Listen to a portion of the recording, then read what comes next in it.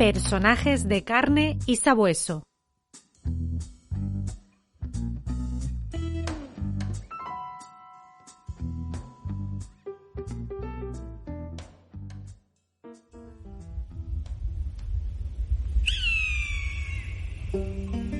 Los Estados Unidos de América no nacieron siendo una potencia, no nacieron siendo un imperio, nacieron entre barro, sangre y hombres desesperados. Hombres que cruzaron océanos buscando algo mejor, hombres que se adentraron en un territorio inmenso, salvaje, desconocido. Hombres que empujaron la frontera más allá del río Mississippi, hacia ese oeste que durante años fue promesa y condena al mismo tiempo. Allí no había leyes claras, no había orden firme, no había justicia garantizada. Había ganado, había oro, había armas y había hombres dispuestos a todo. Tras la guerra de secesión, miles de soldados quedaron sin rumbo, sin trabajo y sin futuro. Muchos de ellos cabalgaron hacia el oeste y allí encontraron su destino. Algunos se convirtieron en ganaderos, otros en buscadores de fortuna y muchos en forajidos. Era el tiempo de los cuatreros, de los asaltantes de trenes, de los pistoleros que vivían de lucha y morían jóvenes. Pero en este mundo también surgieron otros hombres.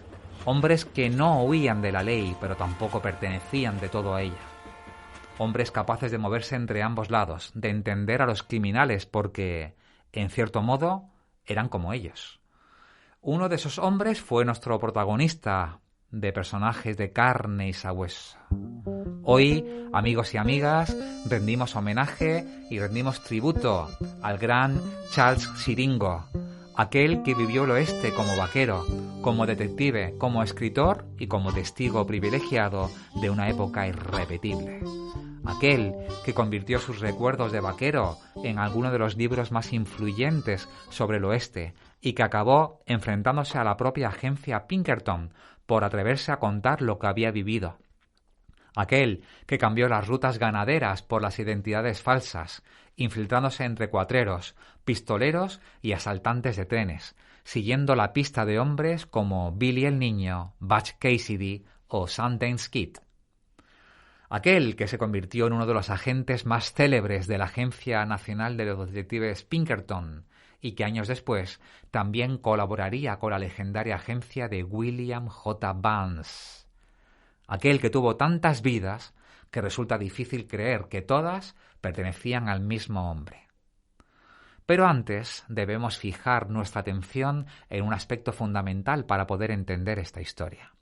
Tenemos que acudir inexorablemente a la época, porque no se puede entender a este detective sin entender el oeste. Charles Angelo Siringo nació el 7 de febrero de 1855 en el condado de Matagorda, Texas. Era hijo de George Angelo Siringo, un inmigrante italiano, y de Matilda Scott, de origen irlandés. Y a diferencia de muchos vaqueros de su generación, Charles sí recibió una educación básica relativamente sólida. Asistió a la escuela hasta aproximadamente los 15 años, algo poco habitual en un mundo donde muchos jóvenes abandonaban los estudios muy pronto para trabajar. No tuvo formación superior, pero aprendió a leer, aprendió a escribir y aprendió a observar. 3 habilidades que acabarían marcando toda su vida. Muy joven comenzó a trabajar en los ranchos de Texas. Creció entre ganado, polvo, largas travesías y ese horizonte inmenso que solo existe donde la tierra parece no acabarse nunca. Aprendió a montar al azar, a rastrear, aprendió a dormir al raso, a medir el carácter de un hombre por la forma en que entraba en un salón, a distinguir el miedo de la fanfarronería y la amenaza real del simple ruido. Pero sobre todo, aprendió a observar, a leer a las personas, y ese sería el gran talento de su vida. Durante años fue vaquero, condujo reses por rutas interminables, compartió noches con hombres duros, impulsivos y a veces peligrosos. En aquel oeste no había todavía leyendas, había personas, hombres jóvenes armados, a menudo desesperados, algunos de los cuales después serían convertidos por la historia en mitos. Entre ellos estuvo Billy el Niño, al que Siringo conoció no como figura de romance, sino como uno más de aquel mundo en el que casi todos estaban demasiado cerca de la violencia.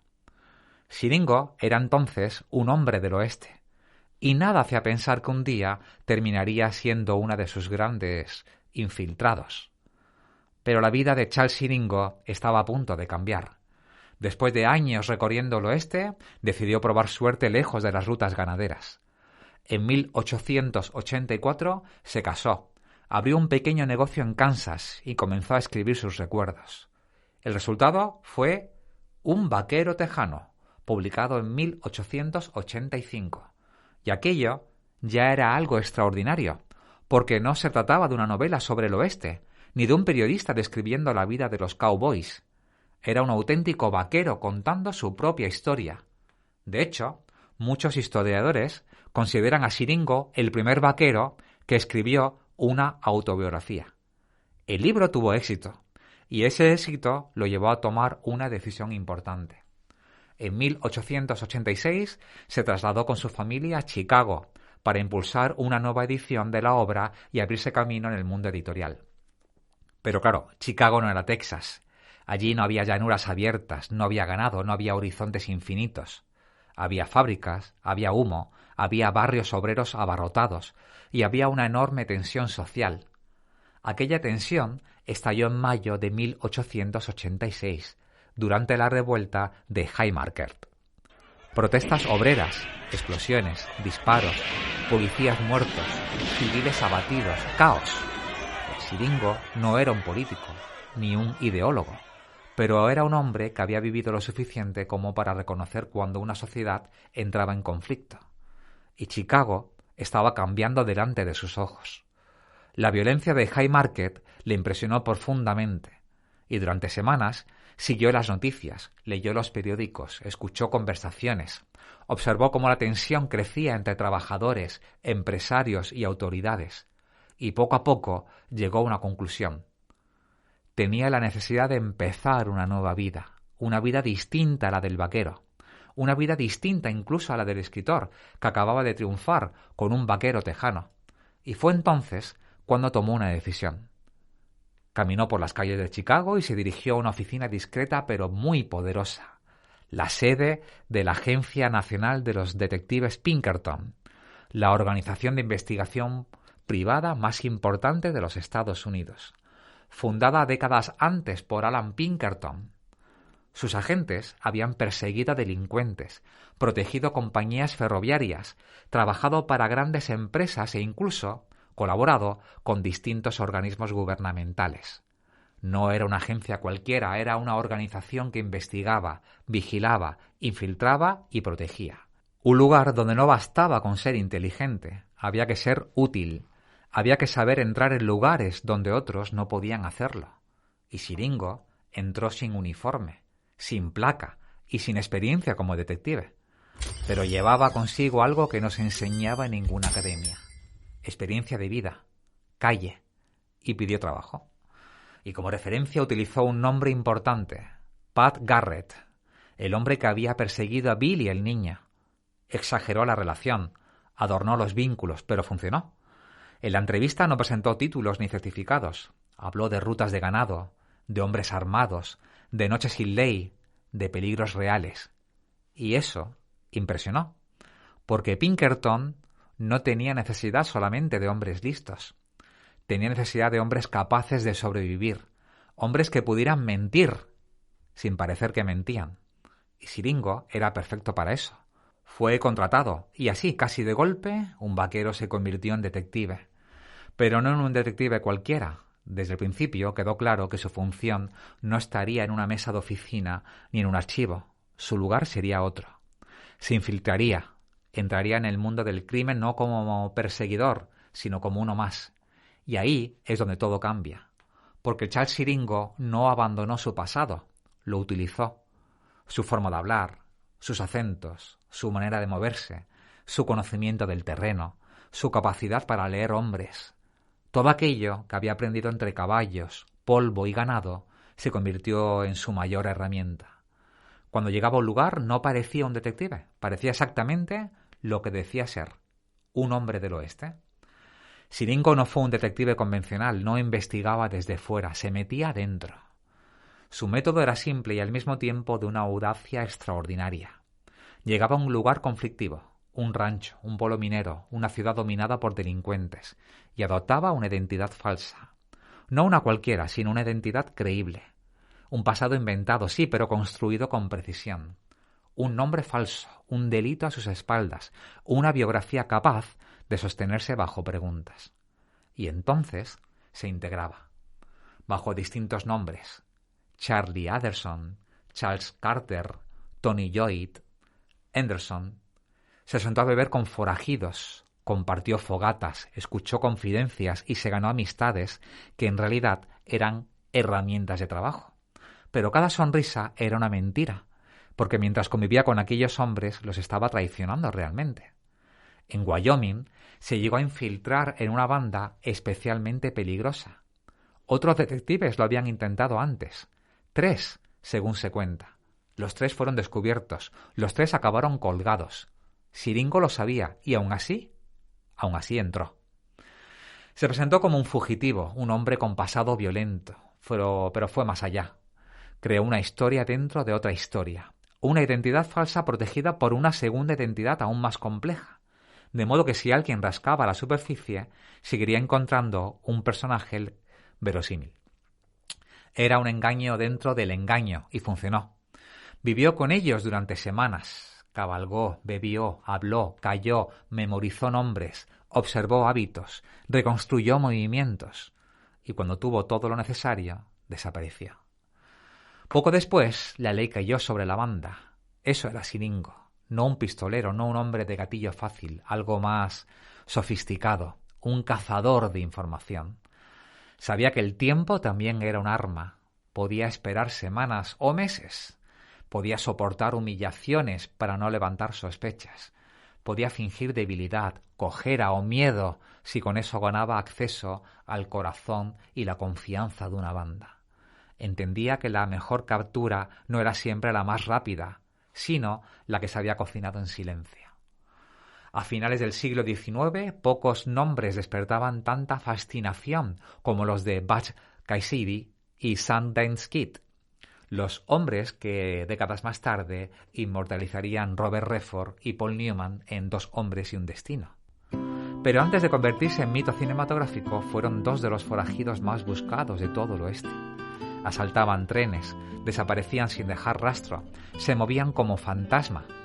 La Pinkerton National Detective Agency envió a algunos de sus mejores hombres tras ellos, entre ellos, por supuesto, Siringo.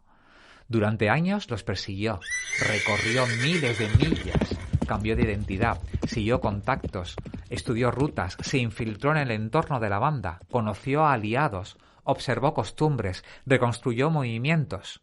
Pero el oeste era demasiado grande y algunos lobos no querían ser cazados. Butch Cassidy y Sundance Kid escaparon. Nuestro protagonista comprendió algo esencial. La justicia no siempre alcanza a todos. A veces el detective hace bien su trabajo y aún así el mundo sigue siendo demasiado amplio, demasiado confuso, demasiado hostil. Con el paso de los años comenzó a enfrentarse a un tipo de enemigo muy diferente y no era un trabajo que lo entusiasmara especialmente. Ya no perseguía solo a cuatreros, asaltantes o bandidos del oeste. Empezó a infiltrarse también en huelgas, sindicatos y movimientos obreros. Trabajaba para grandes empresas, para magnates, para hombres cuyo poder estaba muy lejos del romanticismo fronterizo. Y entonces empezó a ver otra cara del país.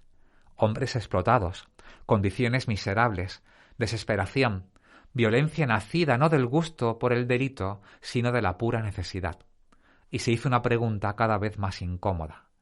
¿Quién era realmente el enemigo? El vaquero convertido en infiltrado, el cazador de criminales, empezó a sospechar que la verdad no estaba siempre del lado de quienes pagaban su sueldo. En 1907 participó en uno de esos episodios delicados en medio de tensiones laborales y procesos judiciales complejos. Protegía a un testigo, seguía instrucciones, cumplía su deber, pero algo ya no encajaba. Había demasiados intereses, demasiadas contradicciones, demasiada manipulación alrededor de los hechos. Cumplió con lo suyo, pero al terminar tomó una decisión y abandonó la agencia Pinkerton. Después de más de 20 años de servicio, Charles Siringo se marchó, pero no se retiró en silencio.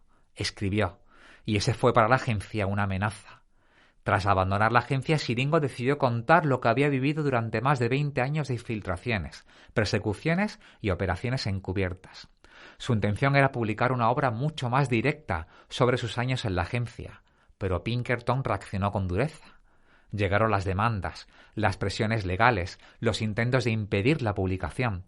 Durante años, Siringo se vio obligado a defender su manuscrito ante los tribunales, y cuando finalmente logró publicarlo en 1912, tuvo que aceptar numerosos cambios. El libro apareció con el título de Un detective vaquero. Nombres modificados, tuvo que alterar lugares, tuvo que ocultar el nombre de los clientes, y todas las referencias a la propia agencia quedaron eliminadas o, vamos a decir, maquilladas. Aun así, el mensaje seguía allí, y por primera vez uno de los grandes infiltrados del oeste contaba desde dentro cómo funcionaba aquel mundo de identidades falsas, vigilancias y secretos. Pero Siringo no se detuvo, fue más lejos. Años más tarde publicó dos ismos perversos, el pinkertonismo y el anarquismo, una obra en la que atacó tanto al anarquismo como a determinadas prácticas de la propia agencia y del sistema que la sostenía. Denunció manipulaciones, abusos e intereses poco confesables, y entonces ocurrió algo casi inevitable. Se convirtió en objetivo. El hombre que había perseguido a tantos empezó a ser perseguido a su vez. Tras su ruptura con Pinkerton, la vida de Charles Siringo cambió de forma radical. Durante más de 2 décadas había tenido detrás algo que en el oeste valía tanto como un revólver cargado, una estructura, un nombre, una red, un respaldo. Cuando se infiltraba en una banda o adoptaba una identidad falsa, sabía que en algún lugar había hombres que conocían su verdadero rostro, que podían sostener su cobertura, respaldar su historia o, al menos en teoría, sacarlo de allí. Pero todo eso desapareció. Por primera vez en muchos años, Siringo estaba solo. Y eso en el oeste era casi una sentencia. Aun así, no dejó el oficio. Aceptó algunos casos, colaboró en ocasiones con la agencia de William G. Vance, el gran competidor de los Pinkerton, y siguió moviéndose entre territorios, sospechosos y engaños. Pero ya no era el mismo. Antes trabajaba como parte de una maquinaria, ahora lo hacía como individuo, sin red, sin cobertura, sin garantías. La libertad tenía algo hermoso y algo terrible, y por primera vez no respondía a grandes intereses del mismo modo. Podía elegir mejor, pero esa libertad tenía un precio alto. Si algo salía mal, nadie vendría a buscarlo. Y además estaba su nombre, porque el nombre de Siringo ya era conocido, demasiado conocido, entre la ley y entre quienes vivían fuera de ella. El mito empezaba a perseguir al hombre. Le resultaba cada vez más difícil esconderse detrás de una identidad falsa, sin levantar sospechas, y aun así siguió adelante. Pero algo había cambiado profundamente.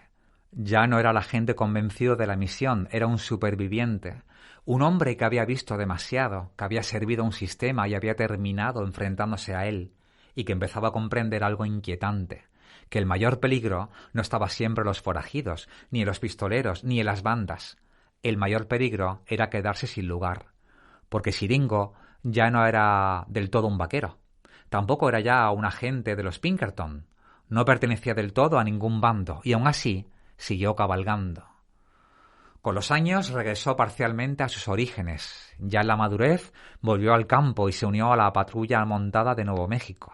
Otra vez caballos, otra vez persecuciones, otra vez cuatreros. Era casi como volver al principio. Pero el tiempo no perdona. La salud empezó a fallar y el mundo ya no era el mismo. Acabó en California, en Los Ángeles, donde el oeste empezaba a dejar de vivirse para empezar a representarse. Trabajó como asesor en películas, apareció en pequeños papeles, coincidió con viejos nombres del oeste como Wyatt Earp y contempló una transformación extraña. El mundo real que él había conocido empezaba a convertirse en ficción. Aquello que había vivido entre polvo, miedo y violencia era ahora decorado, relato, película y leyenda. Charles Angelo Siringo murió el 8 de octubre de 1928 en Altadena, California. Murió sin fortuna, sin grandes honores, sin el brillo que suele acompañar a los héroes oficiales. Pero murió con algo que muy pocos hombres pueden reclamar: haber vivido varias vidas en una sola. Conoció el oeste desde dentro, lo vio cuando todavía era una frontera, cuando los vaqueros conducían ganado por rutas interminables, y cuando aquel mundo desapareció, tuvo la lucidez de dejarlo por escrito para quienes llegarían después. Sus libros ayudaron a construir la leyenda del oeste y dejaron testimonio de una profesión que apenas estaba naciendo, la del detective infiltrado. Y quizá por eso su legado sigue vivo. Y hasta aquí nuestro homenaje a Charles Angelo Siringo, nuestro protagonista de hoy en Personajes de Carne y Sabueso.